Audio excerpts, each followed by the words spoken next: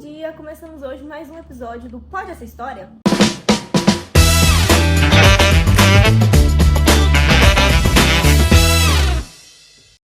Bom, no nosso episódio de hoje, convidamos alguns historiadores para contar pra gente um pouco sobre a história do Quilombo dos Palmares. O nosso primeiro historiador é o historiador Gabriel.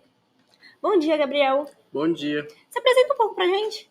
Meu nome é Gabriel Aguiar, eu sou historiador há 2 anos e eu já vim aqui no Pode Essa História para contar sobre vocês, sobre o Quilombo do Palmares. Bom, é uma honra ter você aqui.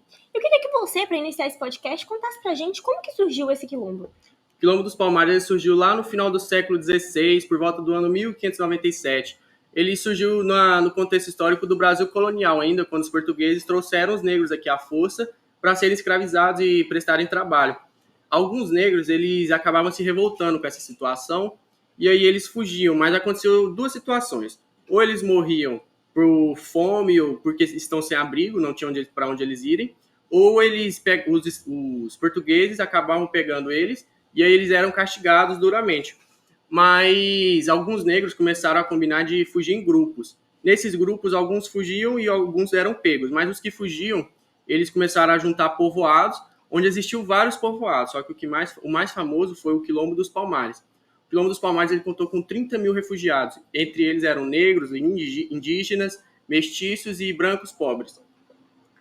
O Quilombo dos Palmares, ele foi o que mais teve refugiados por conta de seus líderes, que mais tarde vai ser falado aqui no podcast, mas por conta desses líderes, por conta da situação de vida deles, pela quantidade de pessoas e pela qualidade de vida, ele foi um povoado muito populoso. Bom, podemos entender pelo que você falou que foi um povoado onde povos se uniram para uma força maior, para se proteger e para ter, de certa forma, uma liberdade, né? Conta pra gente sobre a localização. Você sabe me informar onde ficava? A localização deles também é outro ponto do porquê tinha muita gente. É uma localização muito estratégica. Ficava lá no Morro da Barriga, que é localizado no estado de Alagoas. Esse morro ele é um morro extremamente de difícil acesso. E o que dificultava os portugueses entrarem lá a cavalo, porque os cavalos não pulavam. Era um lugar muito acidentado, onde tinha muitos vales, muitas erosões no chão. Então os cavalos não passavam. Então os portugueses tinham que ir a pé se quisessem alcançar o Quilombo dos Palmares. Mas a pé, os negros conseguiam avistar eles de longe e conseguiam fugir, abandonando aquele lugar temporariamente ou até mesmo se juntando contra os portugueses, e os portugueses acabavam desistindo. Mas a localização dele atualmente, como eu já disse, fica no estado de Alagoas, no Morro da Barriga. Gabriel, deixa eu te perguntar uma coisa que pode ser talvez uma dúvida ou uma curiosidade de alguém que está em casa. Eu fiquei sabendo, antes de fazer essa entrevista, dei uma lida, que tinha alguma curiosidade sobre o cabelo, as tranças deles, tinha alguma coisa assim, eu não entendi muito bem. Tem como explicar pra gente? O cabelo, eles faziam tranças, e nas tranças tinha um caminho detalhado que você precisava fazer para chegar no Quilombo dos Palmares. Por exemplo, essas tranças de hoje em dia, os dreads do nome. Tem os caminhos, aqueles caminhos na época eles não serviam só como estética, eles serviam para mostrar o caminho que seguia para chegar ao Quilombo dos Palmares. Então, os negros faziam aquilo para, por exemplo, o grupo fugiu e um foi pego. Esse que foi pego, ele já tem a trança com o caminho na sua cabeça. Quando ele voltar para lá, os outros indígenas vão ver aquele caminho e quando eles forem fugir, eles têm sentido, a direção para onde eles forem ir. Ah, sim, então foi assim que surgiu, né? A trança, que hoje em dia é muito popular entre as pessoas e se tornou uma estética, né? Isso. Nossa, Gabriel, muito obrigada. Bom, agora convidamos outra historiadora para contar pra gente como era a vida deles lá. Bom dia, Gabriela. Bom dia. Se apresenta pra gente.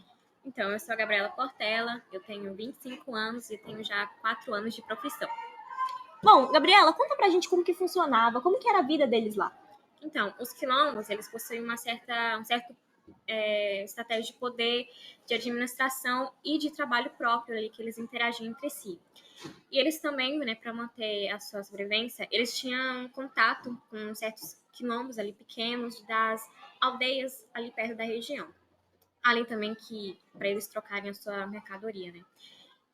Eles também, para manter vivos, eles tinham a da caça, da pesca e da colheita de fruta ali típica da região. Além também dos pequenos animais, né, de grande porte, de pequeno. E também tem aqueles quilombos na atualidade que eles também têm muito dessa de manter a sua tradição, né? Como seus artesanatos e seus cozinhamentos. Gabriela, você sabe dizer pra gente que tipo de comida que eles comiam, que tipo de carne, que tipo de fruta? Tem sim. É basicamente aqueles que eles encontravam ali na região, né? Como havia a jaca, a manga, abacaxi, a mandioca, né? Muitos que eles usavam. E também tem os animais, né? Como os de pequeno porte, como a galinha, os porcos e os cavalos, que eles usavam mais também para eles poderem se ir para alguns lugares. Muito obrigada, Gabriela. Bom, agora a gente vai descobrir um pouco mais sobre por que esse quilombo chegou ao fim com a nossa historiadora Bianca. Bom dia, Bianca. Bom dia, gente. Bianca, se apresenta um pouco pra gente. Bom, meu nome é Bianca, eu sou historiadora, recém-formada em História e vim aqui hoje, junto com os meus colegas historiadores, fornecer, esse podcast sobre o Quilombo dos Palmares. Bianca, conta pra gente por que esse quilombo tão importante na nossa história chegou ao fim. Bom, antes da gente ir direto ao ponto, eu acho que é importante, a gente mencionar os dois grandes nomes dos líderes desse quilombo, que foi Ganga Zumba e Zumbi, porque eles são um marco principal ali, na nossa história. Bia, você sabe informar pra gente, que eu acho que é uma curiosidade minha e talvez de quem esteja assistindo, o porquê que o nome do segundo líder seria Zumbi? Então, na verdade, esse Zumbi, a tradução dele na linguagem da época significa quem morre e renasce. E está ligado justamente ao fato dele lutar e até morrer, pela liberdade não só dele, mas como do povo ali que ele defendia mesmo. Ah, sim. Então conta pra gente aí, por que realmente chegou ao fim esse quilombo? Aconteceu alguma coisa muito marcante pra chegar ao fim? Ou realmente só conseguiram o que eles queriam e cada um foi pro seu rumo? Bom, a gente pode começar a contar o fim desse quilombo lá por volta de 1630, quando os holandeses começaram a invadir, as terras brasileiras. E aí, durante essa chegada deles aqui, os portugueses acabaram se desvencilhando um pouco, dos escravos ali, preocupados mesmo em expulsar esses holandeses da região, que foi quando facilitou essa fuga dos escravos, que foi quando justamente o quilombo alcançou o seu maior número de pessoas ali vivendo em conjunto. E os holandeses, quando eles vieram para cá, eles ainda tentaram atacar e acabar com o Quilombo dos Palmares para tomar aquela terra deles e se apossar dali onde eles viviam. Ah, sim. Então a gente pode entender por isso que os holandeses, eles foram realmente um povo assim muito brusco nas suas decisões e realmente queriam roubar os escravos ali para eles, né? Isso, exatamente. E assim, dando continuidade na história, quando os portugueses finalmente conseguem expulsar esses holandeses aqui da região, é quando eles intensificam a busca e expedições para acabar não só com o Quilombo dos Palmares, mas com os quilombos no geral. E quando isso acontece, por volta do ano de 1700 ali, Pedro de Almeida, que até então era o capitão da capitania de Pernambuco, emite uma carta de um acordo de paz para Ganga Zumba, que até então era o líder, do Quilombo dos Palmares. E Ganga Zumba, ele vai pessoalmente até Recife conversar sobre esse acordo, impor algumas ordens sobre o que ele queria para que esse acordo chegasse realmente a uma decisão. E Ganga Zumba impôs 3 coisas, para que esse acordo de paz viesse a acontecer. O primeiro dele era que qualquer criança nascida ali no Quilombo dos Palmares, ela já seria livre, ela não poderia ser escravo e nasceria livre. O segundo era que todos que estavam nesse quilombo até então sairiam da serra onde eles se localizavam e receberiam uma terra para morar e construir a sua vida. E o terceiro, que foi o mais causador da polêmica na época, foi que eles não abrigariam mais nenhum refugiado, nenhum escravo refugiado, e quando esses escravos viessem, eles pegariam e entregariam à corte portuguesa para assim fazer o que eles achassem de melhor. Só que essa decisão do Ganga Zumba acabou gerando uma revolta no quilombo em que ele governava, já que dividiu a opinião das pessoas que ali viviam. Alguns aceitaram um acordo, visto que poderiam construir a sua vida depois dali em paz, só que outros se revoltaram, porque não seria justo com seus irmãos que estavam sendo mantidos como escravos, assim que fugissem, serem devolvidos ao invés de serem acolhidos, Então isso acabou resultando na morte de Ganga Zumba, que supostamente não tem fatos que comprovem, mas supostamente veio a falecer envenenado por um dos seus, que não concordava, né, com esse acordo que ele teria feito com Pedro de Almeida.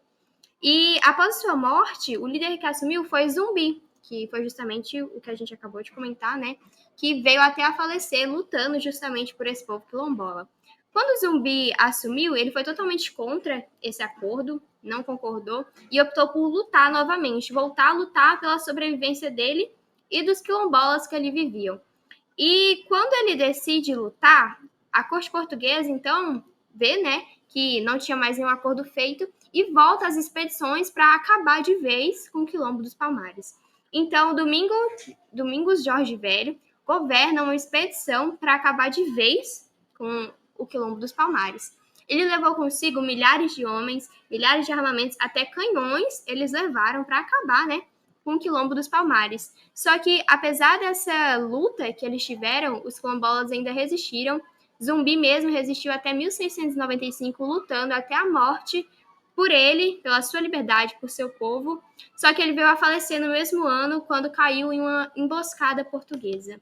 Nossa, a gente pode perceber, pelo que a Bia contou pra gente, que há uma grande diferença, né, entre esses dois líderes. Porque o primeiro, ele queria um acordo pra apaziguar a situação, deixar quem tava ali tranquilo e não criar mais conflito. Já o segundo, não. O segundo não queria saber de acordo, queria lutar pelo seu direito, queria que todo mundo tivesse o mesmo direito, né, de ser livre, de construir uma família, de ter filhos. É bem interessante saber isso, sobre a diferença dos dois e porque cada um lutou e chegou a falecer.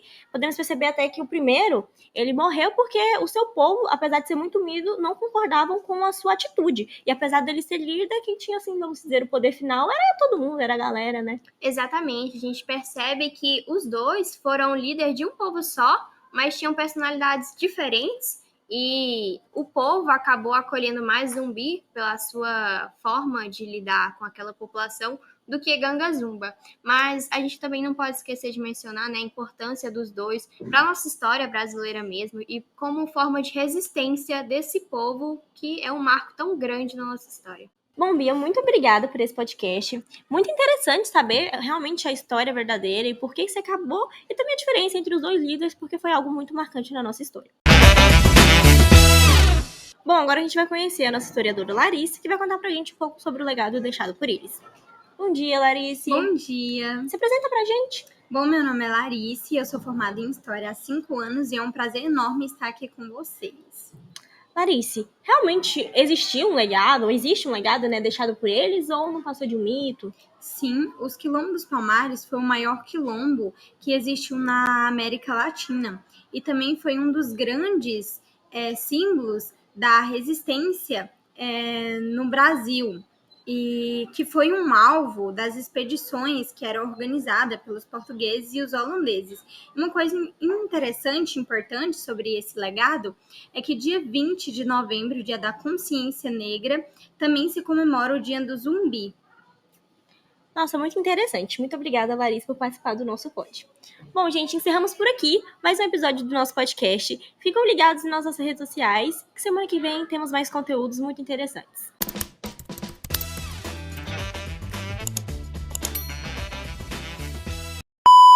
América Latina. Não. Bom dia, meu nome é Gabriel Aguiar, eu sou... O maior quilombo que existiu na América Latina e também... Oxi!